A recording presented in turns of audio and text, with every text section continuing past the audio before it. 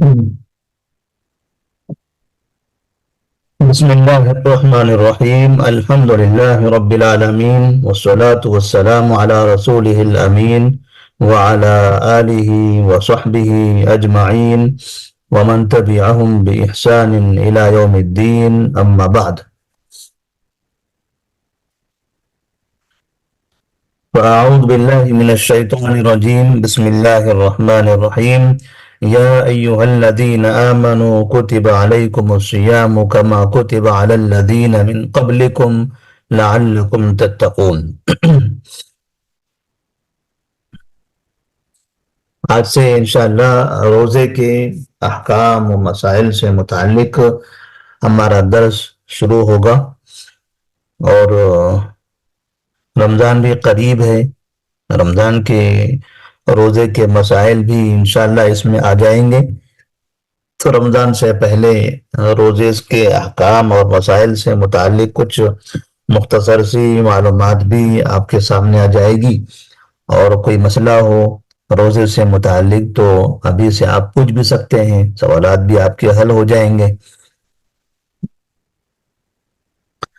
روزے کی تعریف، سب سے پہلے روزہ کسے کہتے ہیں اور عربی میں روزے کو کیا کہا جاتا ہے، اللہ تبارک و تعالیٰ نے قرآن میں کس جگہ پر اس کا تذکرہ فرمایا ہے، تو سورہ بقرہ آیت نمبر 183 میں اللہ فرماتے ہیں یا ایھا الذین آمنوا کتب علیکم الصیام کما کتب علی الذین من قبلکم لعلکم تتقون، اے مومنو تم پر سیام فرض کر دیا گیا ہے۔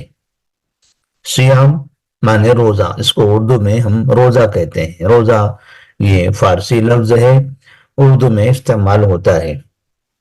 بعض عربی الفاظ اردو میں استعمال ہوتے ہیں، بعض فارسی الفاظ استعمال ہوتے ہیں، بعض ہندی کے، بعض سنسکرت کے، بعض انگلش کے۔ اردو میں الگ الگ زبانوں کے الفاظ داخل ہیں، تو اس طرح سے سیام عربی ہے اور اردو میں اس کو ہم روزے کے نام سے جانتے ہیں۔ تو تم پر روزہ فرض کر دیا گیا ہے جیسا کہ تم سے پہلے کی قوموں پر فرض کیا گیا تھا۔ لعلکم تتقون، اور روزے کا مقصد کیا ہے؟ تاکہ تم متقی بن جاؤ، پرہیزگار بن جاؤ، نیک بن جاؤ، گناہوں سے محفوظ رہنے کی عادت ہو جائے، نبی کریم صلی اللہ علیہ وسلم کی سنت کی پیروی کی عادت ہو جائے کہ جس چیز سے منع کر دیا گیا بس اب اس چیز سے ہمیں ہر حالت میں رک جانا ہے، چاہے تکلیف ہی کیوں نہ ہو، پریشانی ہی کیوں نہ ہو۔ تو بعض جگہوں پر ہمیں جو حلال چیزیں ہیں جن کا استعمال کر سکتے ہیں اسے روک دیا گیا تھوڑے سے وقت کے لیے۔ اس میں ہمارا امتحان ہوتا ہے کہ ہم یہ نہیں سوچتے کہ آخر کیوں کھانا پینا منع ہے، کیا کھانا پینا حرام ہے؟ کوئی حرام چیز ہم نہیں کھا رہے ہیں، حلال چیز ہی تو کھائیں گے، تو پھر اس سے کیوں روکا گیا؟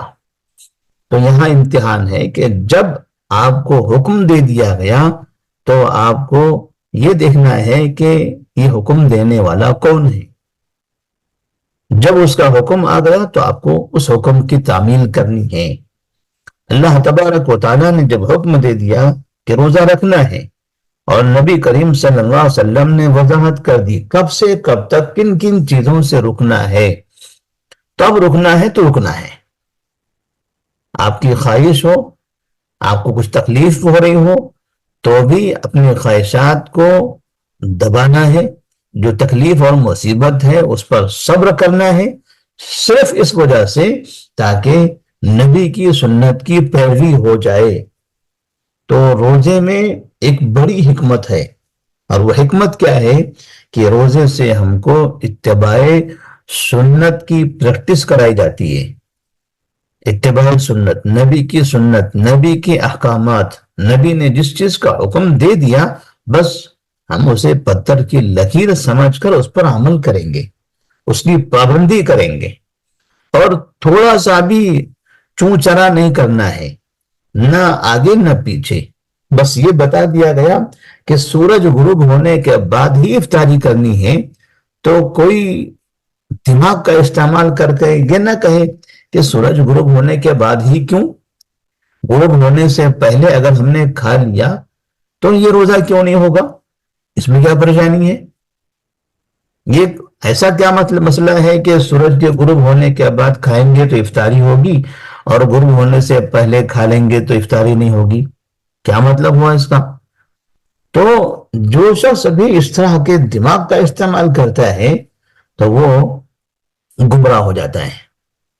ہمیں بس کہہ دیا گیا کہ ہاں سورج کے غروب ہونے کے بعد آپ کو افطاری کرنی ہے، اس سے پہلے آپ نہیں کر سکتے تو نہیں کر سکتے۔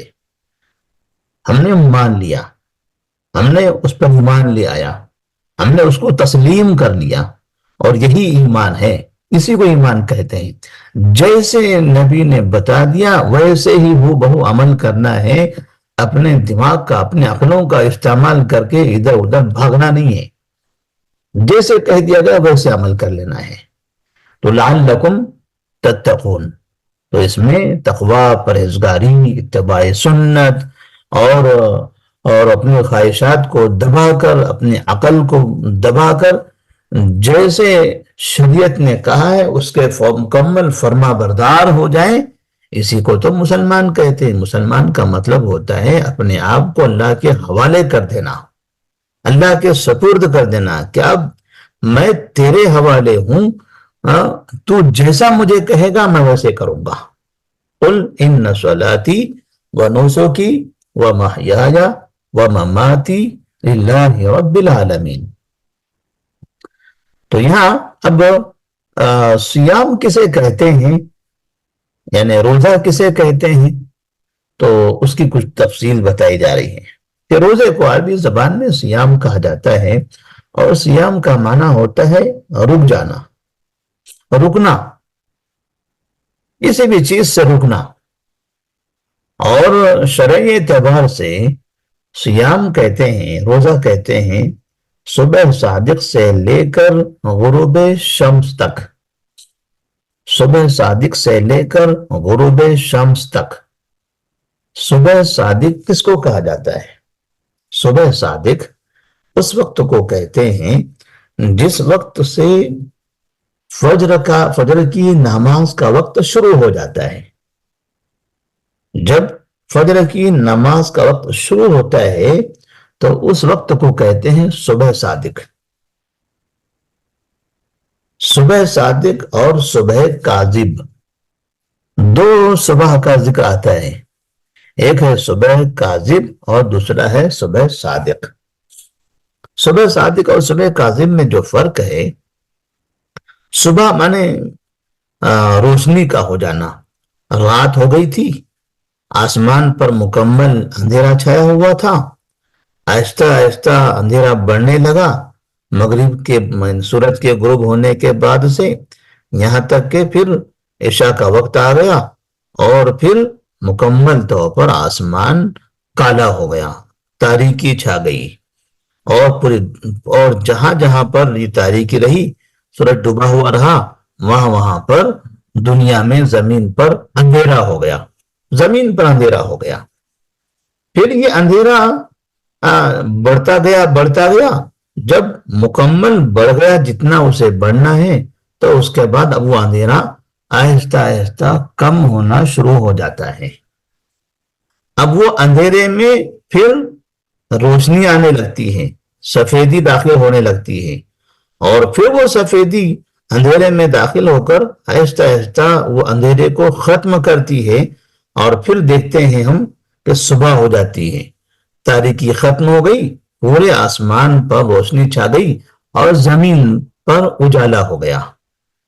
تو جب یہ تاریکی ختم ہوتی ہے اور اس میں روشنی کی شروعات ہوتی ہے، تو ہمارے مشرق کی طرف سے، کیونکہ ہمارے پاس سورج جیسے مغرب میں سورج غروب ہو رہا ہے، مغرب میں سورج غروب ہو رہا ہے، تو مشرق کی جو سمت ہوتی ہے، مشرق کی سمت میں وہاں پر رات کے آخری حصے میں ایک روشنی نکلتی ہے، आसमान पर।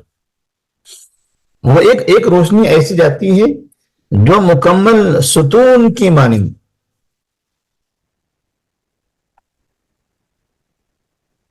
जरा 1 मिनट रिकॉर्डिंग रोकेंगे। जी सर।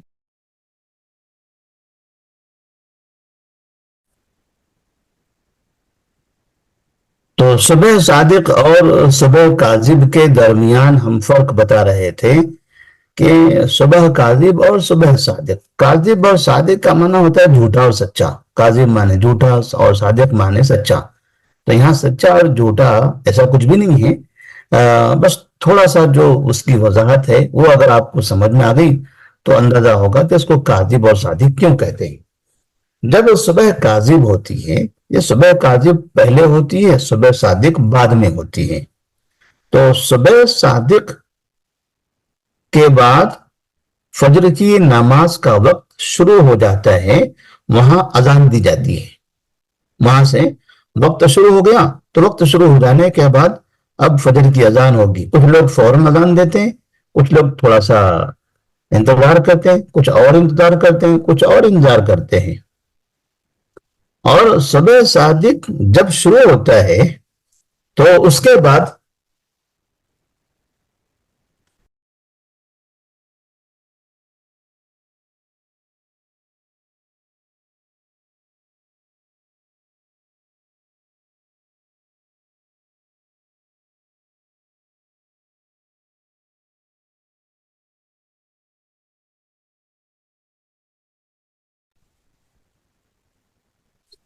तो सुबह सादिक जब शुरू हो जाता है तो वहां से फजर का वक्त शुरू होता है।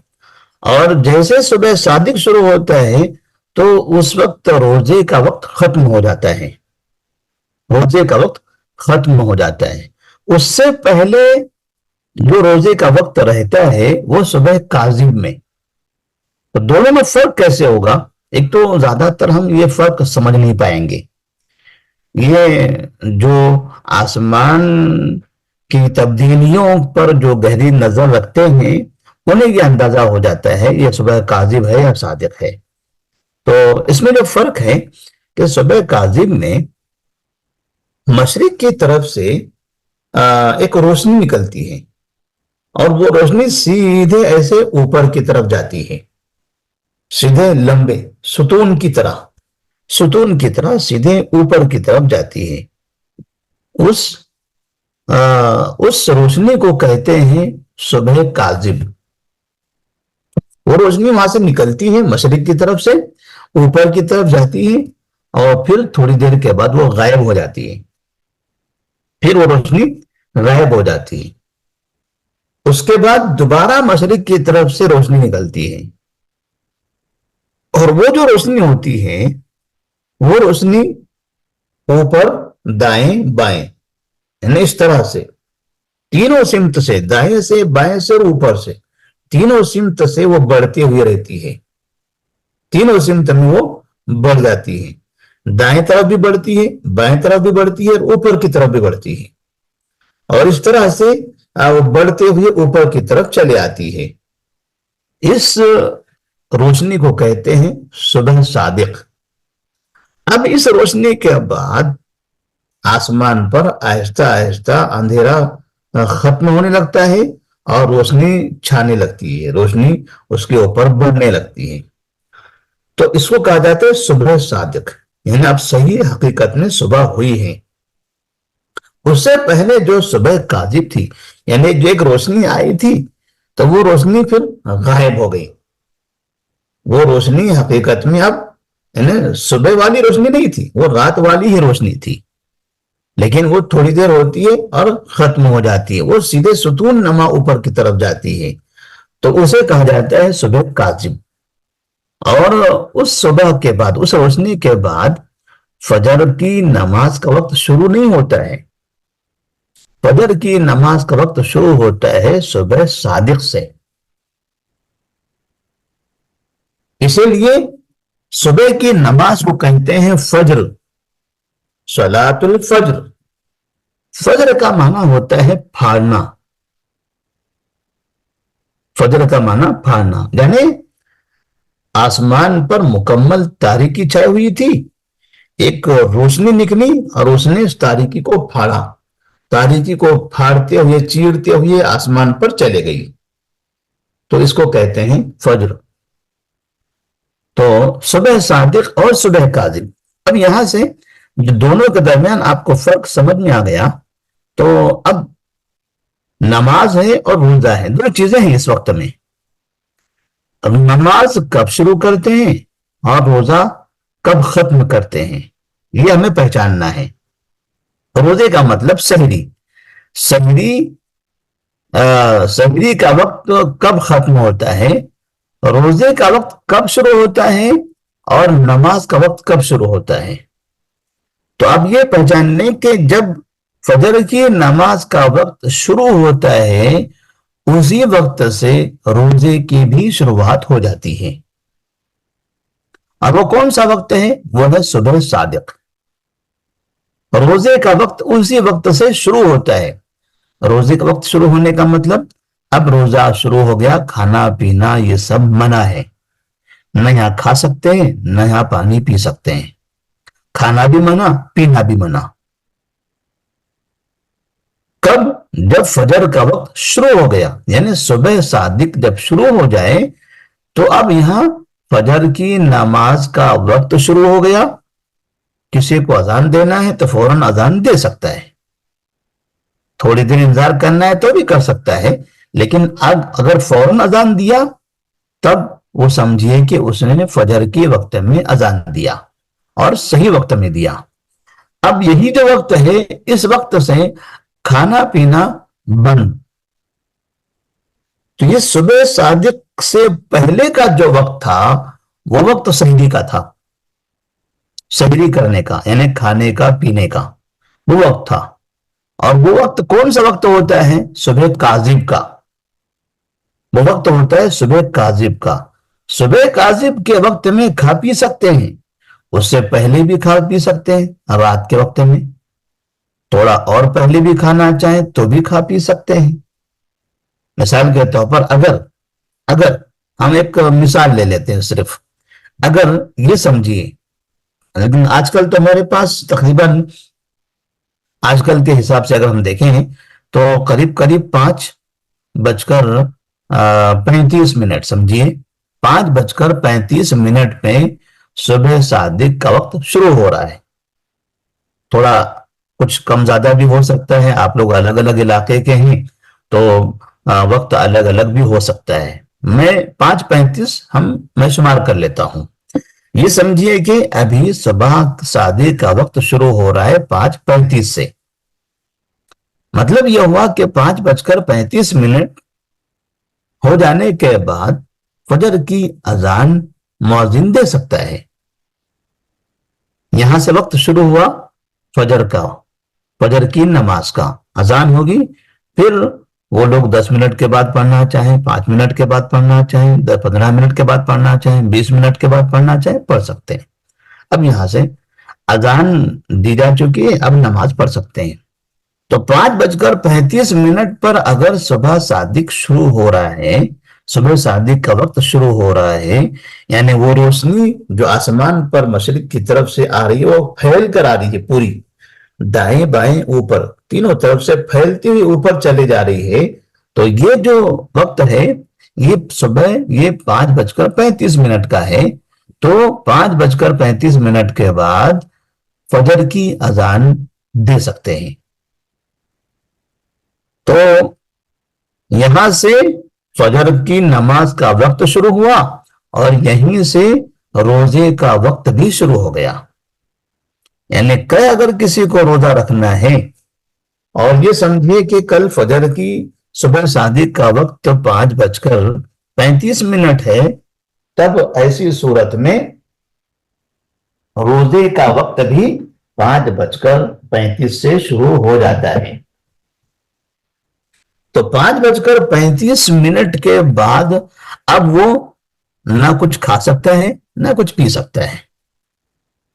अब उसके लिए जो खाने पीने की इजाजत थी वो 5:35 से पहले, 5:34, 5:33, 5:32, 5:30, इससे पहले اور 5 बजे से लेके 5:35 के दरमियान ये आधा घंटा, उससे पहले भी 4:30, 4 बजे भी वो खा सकता है, 4:30 बजे भी खा सकता है, 4:45 खा सकता है, 5 बजे खा सकता है, 4:15 खा सकता है, 5:30 खा सकता है, 35 तक खा सकता है। 35 जैसे मुकम्मल हो जाए तो खाना पीना मुकम्मल बंद। और जैसे यहां 35 हो गया, यहां से अब सहरी का वक्त खत्म हुआ, रोजे का वक्त शुरू हुआ। तो रोजे का वक्त कब शुरू होता है? जब फजर का वक्त शुरू हो जाता है। इसीलिए अजान शुरू होने से पहले सहरी मुकम्मल बंद हो जानी चाहिए। क्यों? मिसाल के तौर पर 5:35 पर अगर सुबह शादी का वक्त शुरू हो रहा है तो मुअज्जिन साहब कभी 5:36 पे अजान देते हैं, कभी 37 पे, कभी 38 पे, कभी 39-40 पे, 1-2 मिनट आगे पीछे कर देते हैं। अगर कोई शख्स अजान सुनने तक खाता रहे और मुअज्जिन अजान दे रहा है 5:40 पर, इसका मतलब ये हुआ कि ये आदमी सही रोजे के वक्त में खा रहा है। 5:40 तक अगर वो खा रहा है, इसका मतलब 35 तक तो वो सहरी का वक्त था। 5:35 से रोजे का वक्त शुरू हो चुका था, लेकिन अब ये खा रहा है रोजे का वक्त शुरू होने के बाद। रोजा अब रखना है, रोजे की हालत में रहना है, खाना पीना हराम है, उस वक्त में ये सहरी कर रहा है। और रोजे के वक्त में सहरी करना, खाना पीना ये मना है, उससे रोजा हमारा बातिल हो जाता है। इसलिए वक्त का बड़ा एहतमाम जरूरी है। अजाने सुनने का एहतमाम नहीं करेंगे क्योंकि मुअज्जिन आगे पीछे अजान देते हैं। हम ये मालूम करेंगे कि सुबह सादिक कब शुरू हो रही है, वही हमारे सहरी का आखिरी वक्त है और रोजे का पहला वक्त है। रोजे की शुरुआत वहां से होती है। तो सुबह सादिक से रोजे का वक्त शुरू हो रहा है, कब खत्म होता है? गुरूब शम्स तक। गुरूब शम्स, जब सूरज गुरूब होता है। अब जब सूरज गुरूब होता है तब भी अजान होती है। जैसे सुबह सादिक पर अजान होती है फजर की, ऐसे ही गुरूब शम्स पर भी अजान होती है मगरिब की। लेकिन जैसे सुबह सादिक के बाद अजान देने वाले मुअज्जिनीन कभी शुरू में देते हैं, कभी थोड़ा इंतजार से देते हैं 5 मिनट के बाद, कभी 10 मिनट के बाद, कभी 15 मिनट के बाद। इसका मतलब यह हुआ कि अजान बाद में भी हो रही है, बिल्कुल हूबहू वक्त से शुरू नहीं हो रही है। इसलिए हम अजान के सुनने का इंतजार नहीं करेंगे। अगर मिसाल के तौर पर 5:35 पे सुबह सादिक का वक्त शुरू हो रहा है और मुअज्जिन अजान दे रहे हैं 5:45 पर, 5:45 पर, तो ऐसी सूरत में फिर मतलब यह होगा कि 10 मिनट अगर अजान सुनकर हम सहरी बंद करते हैं, मतलब यह हुआ कि 10 मिनट रोजे की हालत में हमने खाया है, रोजे के वक्त में हमने खाया, और रोजे के वक्त में खाना ये हराम है। उस वक्त में अगर हम खाना खाएंगे, पानी पिएंगे, तो उससे हमारा रोजा बातिल हो जाएगा। ऐसे ही मगरिब में भी जब रोजा कब खत्म होता है, कब से कब तक रहता है? गुरूब शम्स तक, सूरज के गुरूब होने तक। तो सूरज कब गुरूब होता है ये हमें टाइम देख लेना है, मालूम कर लेना है। अजान का इंतजार नहीं करना है, वरना कुछ लोग सूरज मिसाल के तौर पर अगर सूरज 6:05 पर गुरूब हो रहा है तो कुछ लोग अजान देते हैं 6:10 पे, कुछ लोग अजान देते हैं 6:15 पर। तो अजान के हिसाब से अगर हम इफ्तारी करेंगे तो इफ्तारी हमको करनी थी 6:05 पे, हम कर रहे हैं अजान सुनकर 6:15 पर, तो इफ्तारी में ताखीर हो गई, इफ्तारी में ताखीर हो गई। अगर इफ्तारी करने में हमने थोड़ी सी ताखीर कर दी روزہ تو باطل نہیں ہوگا، روزہ باطل نہیں ہوگا، لیکن یہ غیر افضل کام ہوگا، یہ غیر افضل کام ہوگا۔ افضل کام یہ ہے کہ سورج کے غروب ہونے کے بعد، سورج کے غروب ہونے کے بعد فوری افطاری کر لی جائے۔ اس کے مسائل انشاءاللہ آگے بھی آئیں گے کہ لا یزال الناس بخیر ما عجل الفطرہ، نبی کریم صلی اللہ علیہ وسلم نے بتایا کہ لوگ برابر بھلائی پر رہیں گے جب تک کہ وہ افطاری کرنے میں جلدی کریں۔ جلدی کا مطلب غروب ہونے کے بعد فوری افطاری کرنے کا اہتمام کر لیں۔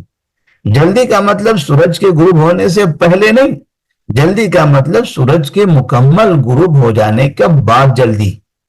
غروب ہونے کے بعد 10 منٹ رکیں گے، 15 منٹ رکیں گے، نہیں، یہ جو احتیاطاً رکنے کی بات کی جاتی ہے یہ غیر افضل ہے۔ افضل یہ ہے کہ جیسے پتہ چل جائے سورج غروب ہو گیا فوری طور پر افطاری ہم کر لیں گے۔ تو اس طرح سے صبح صادق سے پہلے ہم نے سحری کیا، جیسے صبح صادق ہو گئی وہاں سے ہمارا روزہ شروع ہوا۔ اب یہ روزہ چلتا رہا، سورج طلوع ہونے کے بعد بھی، سورج کا زوال ہو گیا ظہر کے وقت پھر بھی چل رہا ہے، عصر کا وقت آ گیا پھر بھی جاری ہے، یہاں تک کہ یہ سورج مکمل غروب ہو گیا، غروب تک کہ ہمارا یہ روزہ جاری رہا۔ تو اس درمیان میں کون کون سی ایسی بڑی چیزیں ہیں جس سے منع کیا گیا ہے کہ جس کی وجہ سے روزہ ٹوٹتا ہے، جس کی وجہ سے روزہ ہمارا ختم ہو جاتا ہے؟ تو اس میں سے 3 بڑی چیزیں ہیں۔ نمبر 1 کچھ کھانا، نمبر 2 کچھ پینا، نمبر 3 جمع کرنا۔ یہ 3 ایسی چیزیں ہیں کہ اس سے روزہ باطل ہو جاتا ہے۔ کھانے سے تھوڑا کھاؤ زیادہ کھاؤ، گھر میں بنا ہوا کھاؤ باہر کا بنا ہوا کھاؤ، پکی ہوئی چیز کھاؤ یا بغیر پکی ہوئی چیز کھاؤ، پھل کھاؤ یا کچھ مٹھائی اٹھائی کھاؤ، کوئی بھی چیز۔ بعض لوگوں کے پاس روزہ ہے تو کھانا نہیں کھا سکتے، سیب سنترا کیلے موسمی وہ سب کھا سکتے ہیں، تو وہ لوگ اس کو اپاس کہتے ہیں کہ یہ اپاس ہے ہمارا۔ اپاس میں وہ دال چاول چکن مٹن نہیں کھاتے ہیں، کیا کھاتے ہیں؟ پھل فروٹ کھاتے ہیں، مٹھائیاں کھاتے ہیں، ادھر ادھر کا کھاتے ہیں، کہتے ہیں اپاس چل رہا ہے۔ لیکن مسلمانوں کا جو روزہ ہے جس کو روزہ کہتے ہیں ہم، سیام، اس میں نہ گھر کی بنی ہوئی چیزیں کھانی ہیں، نہ جنگلوں میں لگی ہوئی چیزیں پھل فروٹ، اور نہ مٹھائیاں، کوئی بھی چیز نہیں کھانی ہے۔ اسی طرح کوئی بھی چیز نہیں پینی ہے، نہ پانی، نہ دودھ، نہ شہد، نہ زمزم۔ کوئی کہے کہ زمزم ہم پی لیتے ہیں، زمزم تو زمزم ہے، زمزم کی اتنی بڑی فضیلت ہے، بھلا اس کے پینے سے روزہ کیوں ٹوٹے گا؟ تو زمزم بھی نہیں پینا ہے، زمزم بھی پینے سے روزہ ٹوٹ جائے گا، شہد پینے سے ٹوٹے گا، دودھ پینے سے بھی ٹوٹے گا، پانی پینے سے بھی ٹوٹے گا، شربت پینے سے بھی ٹوٹے گا۔ پینے کی چیز منع، کھانے کی کوئی بھی چیز، یہ سب منع۔ اور تیسری چیز ہے جمع۔ مرد روزہ ہے تو وہ اپنی عورت سے جمع نہیں کر سکتا، عورت بھی روزے ہے تو اپنے شوہر سے جمع نہیں کر سکتی، تو یہ چیز بھی اس میں منع ہے۔ یہ 3 بڑی چیزیں ہیں کہ ان چیزوں سے رک کر، ان تینوں چیزوں پر کنٹرول کر کے اللہ کی عبادت میں صبح صادق سے غروب شمس تک وقت کو گزارنے کو کہتے ہیں روزہ۔ یہ ہے روزہ۔ تو میرے خیال سے اور روزے سے متعلق تھوڑی سی تفصیل آپ کو اچھی طرح سے سمجھ میں آ گئی ہوگی۔ اور بھی کون کون سی چیزیں ہیں جو روزے کی حالت میں نہیں کرنی چاہیے وہ آگے بھی آئے گی، لیکن یہاں بنیادی جو بڑی چیزیں ہیں اس کا ذکر ہو گیا۔ روزے کے بارے میں نبی کریم صلی اللہ علیہ وسلم کی حدیث ہے، آپ کا فرمان ہے کہ روزہ اسلام کے 5 ارکان میں سے ایک رکن ہے۔ اسلام کے جو 5 ارکان ہیں اس کا ایک رکن روزہ بھی ہے۔ پہلا رکن ہے توحید، دوسرا رکن ہے نماز، اور تیسرا رکن ہے زکوٰۃ، چوتھا رکن ہے رمضان کے روزے۔ فرق ہے روزہ اور رمضان کا روزہ، دونوں میں فرق ہوگا۔ اسلام کے ارکان میں سے روزہ نہیں ہے، اسلام کے ارکان میں سے رمضان کے روزے ہیں۔ رمضان کے علاوہ جو روزے ہیں وہ نفل ہیں، وہ نفل ہیں۔ رمضان کے جو روزے ہیں وہ ارکان میں سے ہے، اس لیے حدیث میں وہ سیام و رمضان یا وہ تصوم رمضان، رمضان کے روزے رکھنا۔ رمضان کے روزے ایک مہینے کے روزے فرض ہیں، تو 12 مہینوں میں سے ایک مہینہ ساری دنیا کے مسلمانوں سے روزہ رکھوایا جاتا ہے۔ 11 مہینے وہ روزانہ کھاتے پیتے رہتے ہیں، اور 12واں مہینہ جو رمضان کا ہے، جو آخری نہیں ہے اور نہ شروع والا ہے، بیچ میں ہے۔ اس لیے کہ رمضان کا مہینہ جب ہم مہینوں کے نام دیکھیں گے، کہاں سے شروع ہو رہا ہے کہاں ختم ہو رہا ہے، تو ہمارا سال شروع ہوتا ہے محرم سے۔ محرم، سفر، ربیع الاول، ربیع الاخر، جمادی الاولی اور جمادی الاخرہ، رجب، شعبان، اور پھر آتا ہے رمضان۔ رمضان یہ 9واں مہینہ ہے۔ پھر اس کے بعد شوال 10واں مہینہ، ذی القعدہ 11واں مہینہ، اور ذی الحجہ 12واں مہینہ۔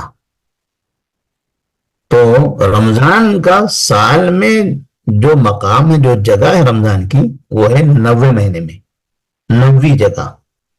تو 8 مہینے اس سے پہلے اور 3 مہینے اس کے بعد، بیچ میں یہ 90 مہینے میں رمضان کا مہینہ آتا ہے، اور اس مہینے میں ہم کو روزہ رکھنا ضروری ہے، فرض ہے، واجب ہے، اسلام کے ارکان میں سے ہے، اسلام کے ارکان میں سے ہے۔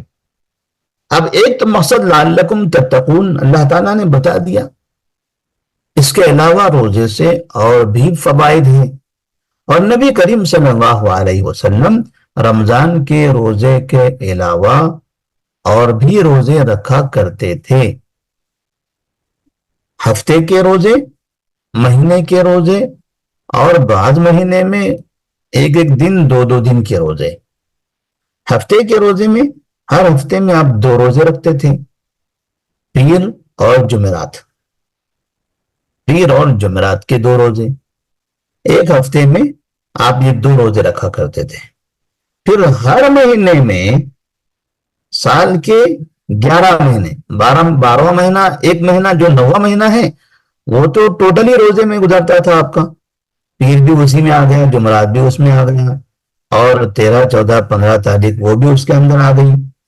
باقی جو 11 مہینے ہیں، 11 مہینوں میں 11 مہینوں کے ہر مہینے میں، محرم میں، سفر، ربیع الاول، ربیع الاخر، سب مہینوں میں چاند کی 13، 14 اور 15 تاریخ، یہ 3 تاریخوں میں بھی آپ روزہ رکھا کرتے تھے۔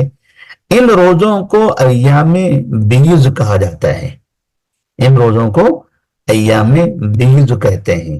بیض معنی ہوتا ہے سفید، ابیض سے ہے، ابیض معنی سفید، یعنی 13، 14، 15 تاریخ، یہ ہم کہتے ہیں 14ویں چاند، 14ویں کا چاند، مطلب یہ کہ ان دنوں میں چاند مکمل ہوتا ہے، چاند پورا ہو جاتا ہے، اور جب چاند پورا ہو جاتا ہے تو آسمان سفید ہو جاتا ہے، تو سفید کو کہتے ہیں ابیض، اسی کی جمع ہے بیض، ایام بیض یعنی سفید دن، روشنی والے دن، جن دنوں میں چاند مکمل رہتا ہے۔ تو ہر مہینے کے 13، 14 اور 15 تاریخ کو آپ صلی اللہ علیہ وسلم روزہ رکھا کرتے تھے۔ اس کے بعد محرم کا مہینہ، محرم کے مہینے میں یوم عاشورہ کا روزہ، اور پھر سفر میں ایسا کوئی خاص دن نہیں تھا روزے کا، ربیع الاول میں اس میں بھی کوئی خاص دن نہیں تھا، ربیع الثانی یہاں پر بھی کوئی خاص دن نہیں تھا، یعنی جو ہفتے کے 2 روزے تھے وہ تو سب میں رہے، اور ایام 20 کے جو روزے ہیں وہ بھی سب میں رہے۔ اس کے علاوہ ربیع الاخر، جمادی الاولیٰ، جمادی الاخرہ، رجب، اور اس کے بعد ہے شعبان۔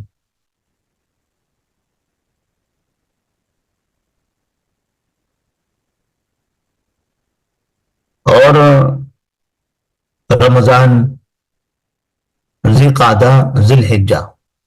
تو ذی الحجہ میں جو حاجی نہیں ہوتے ہیں، حج کرنے کے لیے نہیں جاتے، تو وہ لوگ یوم عرفہ کا روزہ رکھتے ہیں، یوم عرفہ کا روزہ۔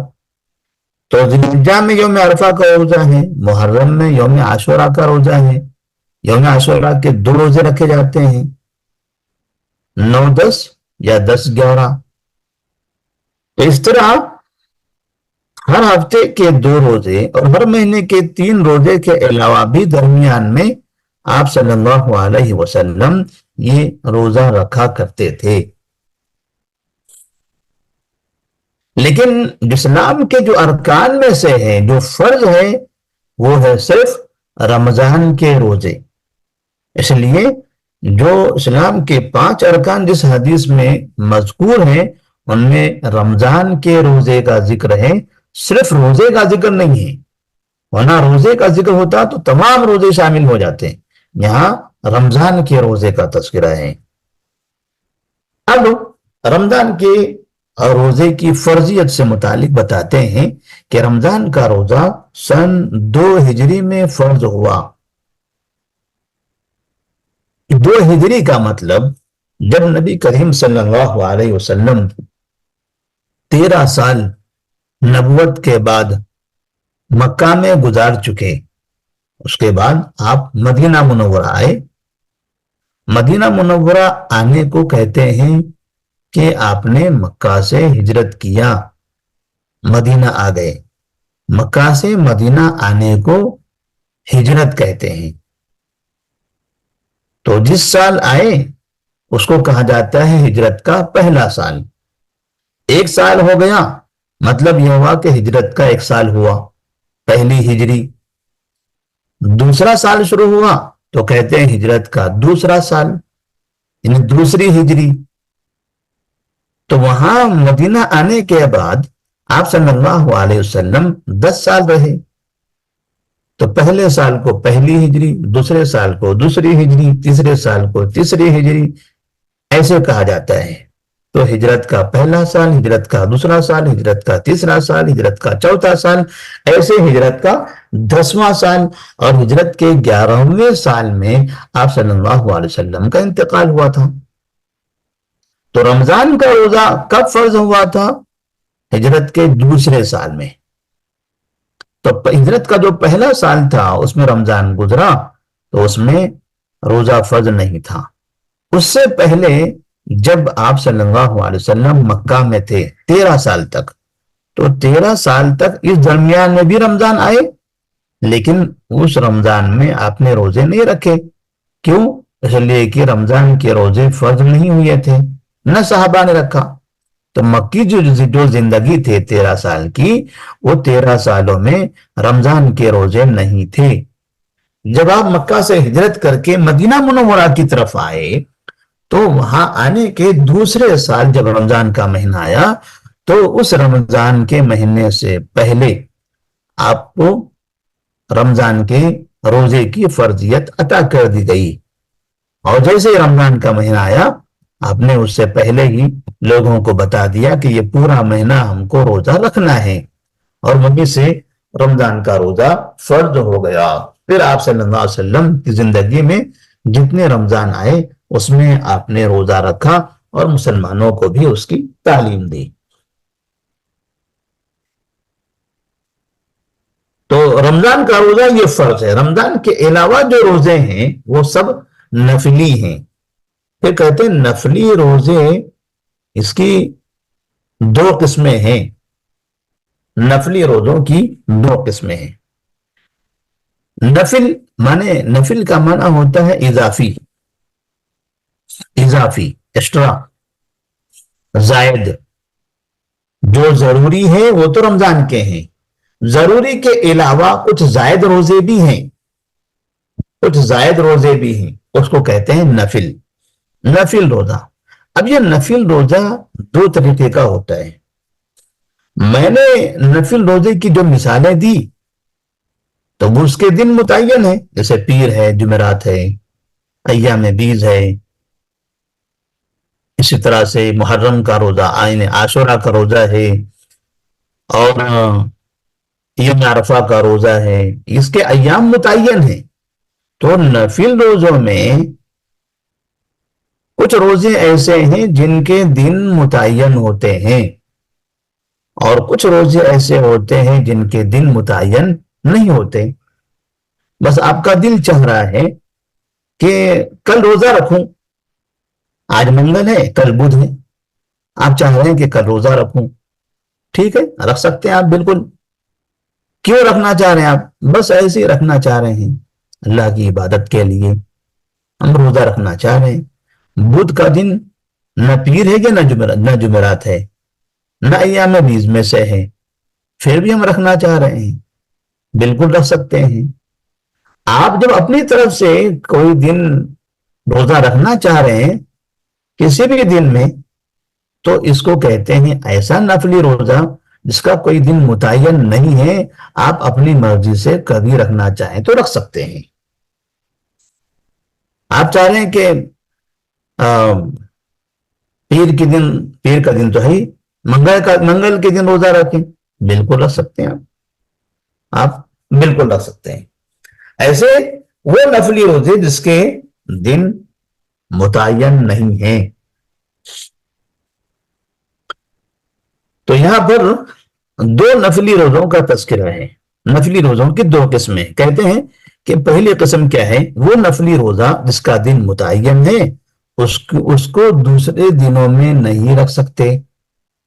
یعنی پیر کا روزہ پیر کو ہی رکھیں گے, پیر کا روزہ منگل کو نہیں رکھ سکتے آپ. منگل کو جو روزہ ہوگا وہ آپ کا دوسرا ہوگا. ایسے ہی یوم عاشورے کا روزہ وہ 10 تاریخ, عاشورہ مانے 10واں دن, تو 10ویں تاریخ کو اس کا روزہ ہوگا. آپ چاہیں 11-12 کو رکھیں تو نہیں رکھ سکتے, 8-9 کو رکھیں تو بھی نہیں رکھ سکتے, وہ جگہ تبدیل نہیں کر سکتے. ایسے ہی عرفہ کا روزہ 29 ذی الحجہ کا روزہ ہوتا ہے, آپ چاہیں 10 ذی الحجہ کو رکھیں نہیں رکھ سکتے, آپ چاہ رہے ہیں کہ 8 ذی الحجہ کو رکھیں, 9واں روزہ یوم عرفہ کا 8 تاریخ کو رکھیں تو بھی نہیں رکھ سکتے. اس کا دن متعین ہے, ذی الحجہ کی 9ویں تاریخ کا روزہ ہے, اسی دن آپ کو رکھنا ہے.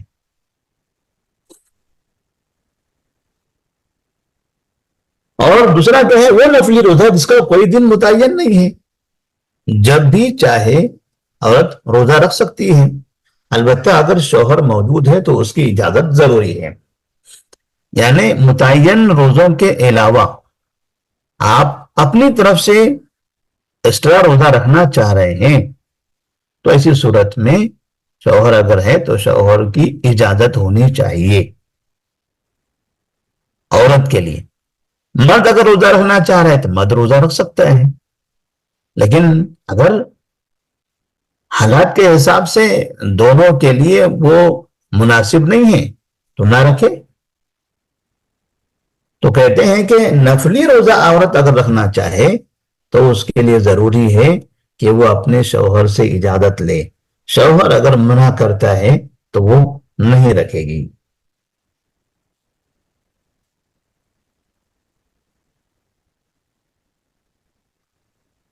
متعین نفلی روزے درج ذیل ہیں. اب جو متعین ہیں نفلی روزے وہ کون کون سے ہیں یہ تو میں نے بتا دیا. پھر بھی اور اسی کا یہاں پر اعادہ ہو رہا ہے. پہلا روزہ یوم عاشورہ کا ہے.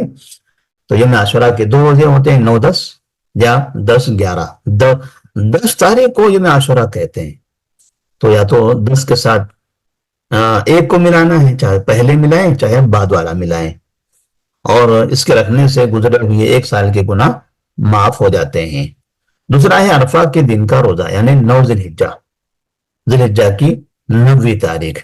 تو یہ ذی الحجہ کی 9ویں تاریخ یوم عرفہ کا روزہ رکھنے سے 2 سال کے گناہ معاف ہوتے ہیں، 1 سال گزشتہ کے، 1 سال آئندہ کے.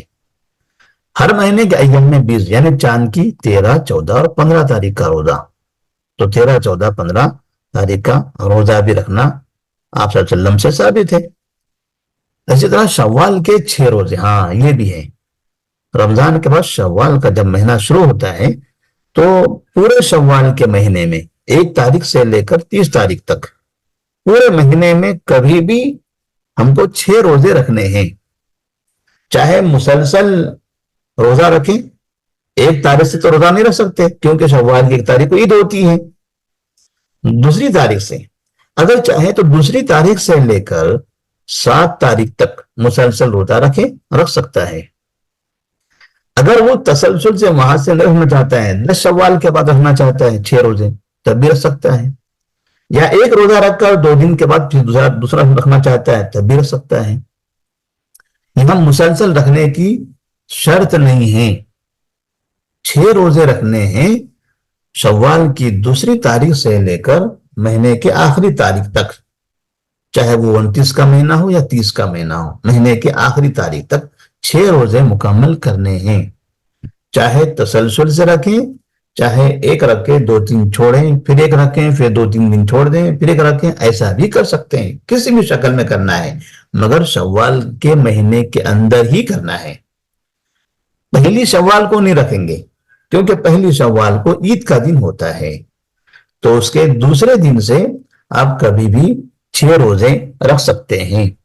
اب یہ 6 روزے کے بارے میں نبی کریم صلی اللہ علیہ وسلم فرماتے ہیں جو شخص رمضان کا روزہ رکھے اور اس کے بعد پھر 6 شوال کے 6 روزے رکھے تو گویا کہ اس نے پورے سال کا روزہ رکھا. یہاں تک کہ یہ روزے کے چند مسائل آپ کے سامنے بیان کر دیے گئے. انشاءاللہ آگے کا درس اب ہم کل پڑھیں گے. السلام علیکم ورحمۃ اللہ وبرکاتہ. وعلیکم السلام ورحمۃ اللہ وبرکاتہ. کوئی سوال کرنا ہے تو سوال کر سکتے